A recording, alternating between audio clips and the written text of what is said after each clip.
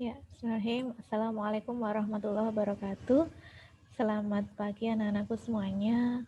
Alhamdulillah pada pagi hari ini kita masih bisa berjumpa kembali nggih di pelajaran kemuhammadiyahan. Ya, insya Allah antum semuanya dalam keadaan sehat semuanya, masih dalam semangat yang membara untuk selalu menuntut ilmu dalam keadaan apapun. Gitu nggih. Baik, anak-anakku semuanya, di sini Ustazah akan melanjutkan materi yang sudah kita bahas di minggu lalu, dan alangkah baiknya kita review sebentar ya. Untuk materi yang minggu lalu, kita membahas tentang faktor atau sebab-sebab Muhammadiyah berdiri. Betul ya? Nah, jadi kemarin ada dua faktor ya, yaitu faktor subjektif dan faktor objektif. Untuk faktor subjektif sendiri itu berasal dari keinginannya Ahmad Dahlan untuk mengubah situasi atau keadaan umat Islam yang kala itu masih mencampur adukan antara Islam dengan budaya.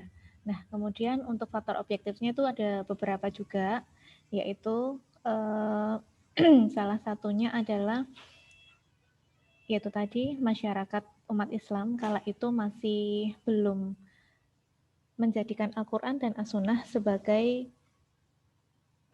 pedoman gitu. Kemudian Ahmad Dahlan juga mempunyai keinginan untuk mendirikan lembaga pendidikan lewat Muhammadiyah karena kala itu keadaan pendidikan di Indonesia itu masih dikuasai oleh Belanda sehingga umat Islam itu tidak bisa mengenyam pendidikan. Nah, jadi Ahmad Dahlan pengen mendirikan lembaga pendidikan yang di situ isinya adalah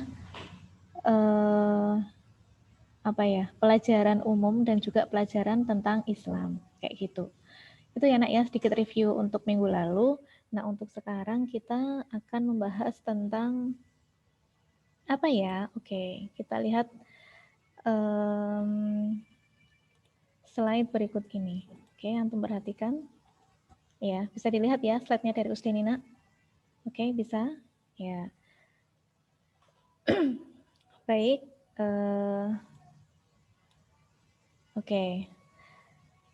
Nah, sekarang kita akan membahas tentang kepeloporan Kiai Haji Ahmad Dahlan. Wah, ini cukup mengganggu sebentar. Nah, jadi kepeloporan Ahmad Dahlan itu nanti akan Ustazah ringkaskan ya dari buku yang sudah antum punyai. Antum bisa baca buku antum halaman 77 sampai 78 dulu. Ya, Ustazah hanya bahas itu dulu. Nanti akan kita lanjutkan di minggu selanjutnya, minggu depan maksud Ustazah. Oke. Nah, untuk kepeloporan Ahmad Dahlan ini yang pertama, apa sih yang membuat Ahmad Dahlan itu sangat berjasa kan gitu. Orang yang pelopor, orang yang terkenal itu pasti ada jasa. Nah, apa saja jasa yang dimiliki oleh Ahmad Dahlan? Yang pertama adalah ini nak. Oke, sorry. Saya harus ke slide sebelumnya, maaf. Aduh, salah slide. Sebentar.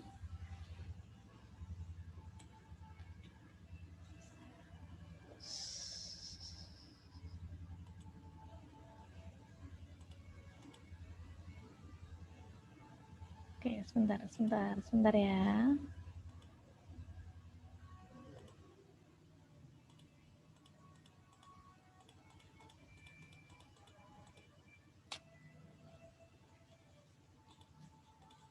Ini yang kemarin ya. Masih ke bawah di sini. Sebentar, tahan dulu nak. Nah, ini.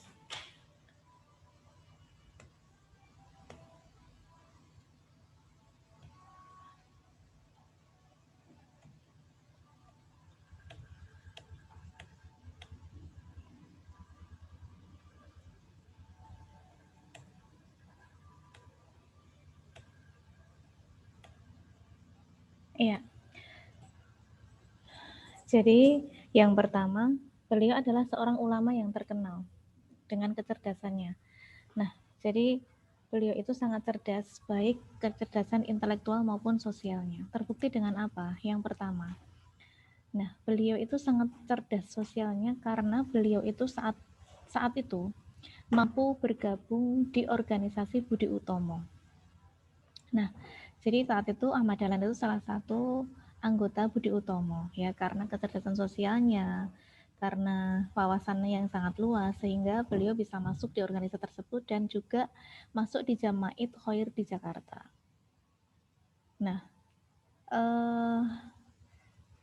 saat itu Ahmad Dahlan itu masuk di organisasi Budi Utomo itu juga ada visi tersendiri atau ada tujuan, yaitu Ahmad Dahlan pengen memasukkan nilai-nilai Islam di organisasi tersebut ya, sehingga biar apa yang menjadi misi Ahmad Dahlan untuk memperbarui umat Islam kala itu salah satunya adalah beliau masuk di organisasi Budi Utomo dan sedikit-sedikit memasukkan ajaran Islam di organisasi Budi Utomo tersebut kayak gitu. Nah, kemudian kecerdasan sosial yang bisa dilihat itu juga adalah beliau mampu memperbarui cara berpikir dan beramal menurut ajaran Islam yang benar. Kayak gitu. Nah, kemudian Ahmad Dahlan juga mengajak untuk kembali berpedoman kepada Al-Quran dan Al-Hadis. Nah, itu adalah salah satu bukti bahwasanya Ahmad Dahlan itu adalah seorang ulama yang terkenal cerdas baik cerdas intelektual maupun cerdas secara sosial. Intelektual itu artinya kayak berpikir itu loh, nak. Cerdas dalam berpikir. Nah, next. Mempelopori lembaga pendidikan dan pelayanan sosial secara modern. Nah, jadi oke, salah. Nah, saat itu Ahmad Dahlan juga mempelopori berdirinya pendidikan Islam. Ya, mempelopori pendidikan Islam itu kalau dulu namanya Madrasah Muhammadiyah seperti itu. Nah, di situ apa sih yang menjadi misi Ahmad Dahlan mendirikan lembaga pendidikan kayak gitu? Ya, karena saat itu memang masyarakat Indonesia itu banyak yang tidak mengenyam pendidikan. Ya, yang boleh bersekolah atau boleh mencari ilmu itu hanyalah para anak pejabat. Ya, karena sekolahnya itu adalah sekolah Belanda. Pun saat itu ada sekolah yang namanya itu pesantren tradisional. Itu di dalam pesantren itu hanya mempelajari tentang agama Islam saja. Jadi di dalam pesantren itu anak-anak tidak diajari pengetahuan umum termasuk menghitung, termasuk membaca tulisan Latin, itu tidak bisa. Jadi semacam kayak buta huruf kayak gitu. Sehingga mereka menjadi wawasannya sempit sekali gitu. Nah, sehingga Ahmad Dahlan itu mempelopori lembaga pendidikan ini salah satunya adalah biar bisa menyemai benih nasionalisme, sehingga mereka itu sadar kalau mereka itu sedang dijajah, mereka itu tahu, mereka itu pintar, mereka itu berwawasan. Nah, seperti itu ya. Kemudian di dalam sekolah atau lembaga pendidikan yang didirikan oleh Ahmad Dahlan itu, beliau juga pengen mendidik kaum perempuan karena saat itu kaum perempuan itu dipandang sebelah mata, ya, tidak sejajar dengan laki-laki. Nah, sehingga kaum perempuan yang saat itu hanya ditugasi untuk di rumah saja, hanya bisa memasak, hanya bisa apa istilahnya ya, pekerjaan rumah saja. Nah, di situ Ahmad Dahlan sudah berpikir, nah, mosok perempuan hanya disuruh di rumah saja. Padahal kan di dalam Islam itu laki-laki dan perempuan itu sama, sejajar. Nah, lewat lembaga pendidikan Islam, lewat lembaga pendidikan yang didirikan oleh Ahmad Dahlan itu, Ahmad Dahlan juga pengen mendidik kaum perempuan, sehingga apa yang menjadi pemahaman bahwasanya kaum perempuan itu tidak sejajar dengan laki-laki itu bisa hilang, bisa dihilangkan. Biar sesuai dengan ajaran Islam bahwasanya kaum perempuan itu sama sejajar dengan kaum laki-laki. Yang membedakan hanya apa, Nak? Iya, hanya ketakwaannya saja. Itu. Jadi sama-sama aja laki-laki dan perempuan itu sama. Yang membedakan hanya sisi ketakwaannya di hadapan Allah, kayak gitu. Sampai sini bisa dipahami? Oke, kita next ya. Selanjutnya adalah Salah mundur ya slide sebelumnya. Nah, apa sih kepeloporan Muhammadiyah yang lain? Ya, salah satunya adalah beliau mendirikan Muhammadiyah. Beliau mendirikan Muhammadiyah. Yang sudah kita tahu bahwasanya beliau mendirikan Muhammadiyah itu di tahun 1912. Jauh banget dari masa kita merdeka. Kita merdeka 1945. Muhammadiyah sudah berdiri sejak 1912 yang didirikan oleh Ahmad Dahlan. Nah, sehingga itu membuat apa ya? Muhammadiyah itu sangat ini membantu dalam proses kemerdekaan kayak gitu, karena di dalamnya Muhammadiyah itu ada tokoh-tokoh juga, tokoh-tokoh yang di situ adalah tokoh-tokoh tentang para yang memperjuangkan kemerdekaan. Nah, nanti akan kita bahas di bab setelahnya ini, yaitu tentang tokoh-tokoh perjuangan. Di situ yang juga tokoh-tokoh Muhammadiyah kayak gitu. Siapa aja nanti di bab selanjutnya ya. Oke, next kita ke kepeloporan Muhammadiyah Ahmad Dahlan selanjutnya, yaitu seorang tokoh pembaruan Islam yang mempunyai banyak ilmu. Salah satunya tata bumi. Apa ya tata bumi itu ya? Tata bumi itu mungkin kalau sekarang istilahnya adalah geografi gitu ya. Jadi saat itu Ahmad Dahlan itu juga belajar tentang geografi. Nah, kalau saat itu namanya tata bumi. Nah, apa yang hal atau hasil apa dari Ahmad Dahlan itu belajar tata bumi? Yaitu salah satunya adalah beliau mampu mengetahui dan memahami bahwa saat itu kiblat Masjid Besar Kauman Yogyakarta tidak tepat menghadap ke Ka'bah di Makkah. Jadi tahunnya itu kalau kita sholat ya menghadap ke barat gitu. Padahal kan Ka'bah itu atau di Mekah itu baratnya agak serong ya. Nah, nanti antum bisa membuktikan ini di peta. Nah, jadi Mekah itu dari Indonesia itu agak serong kayak gitu, tidak yang lurus ke barat. Nah, saat itu Masjid Besar Kauman itu masih lurus ke barat. Nah, ya, ada yang sudah pernah ke Masjid Kauman Yogyakarta? Nah, kalau belum pernah silahkan ke sana.